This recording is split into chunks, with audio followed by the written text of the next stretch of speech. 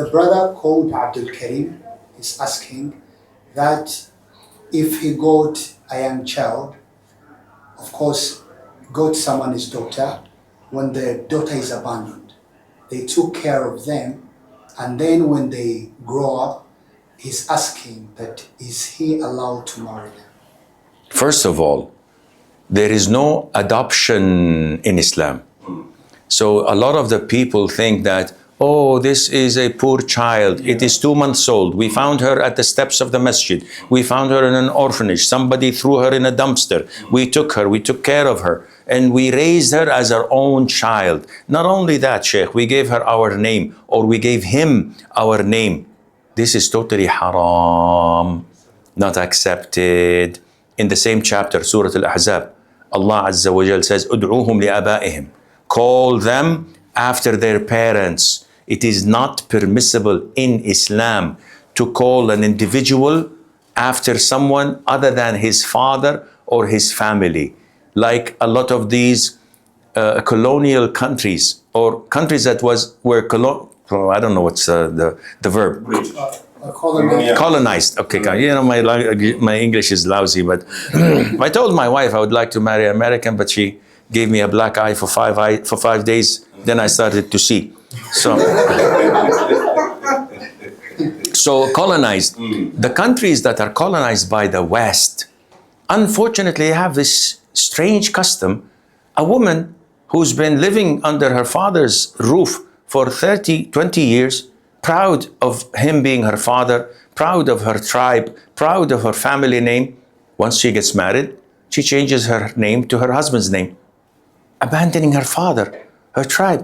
And they say, oh, we're modern. We don't like Islam because Islam subjugates women. Islam looks down at women. You look down at women. You even lost your name and changed it to your husband's name like a follower. What are you doing?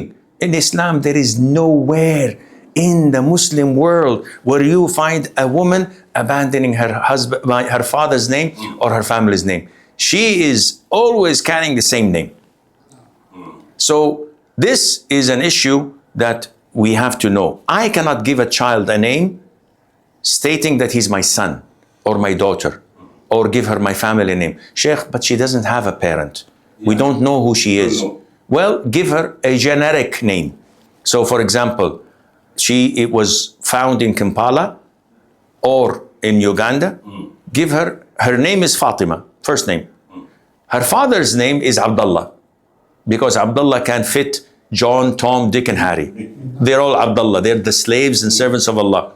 Her family name is the Ugandan or the Kambali, attributed to the city she was found in. That's it. Khalas.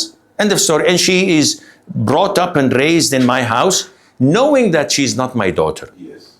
And once she reaches the age of puberty, she has to wear the hijab. I cannot be with her. I cannot sit alone with her.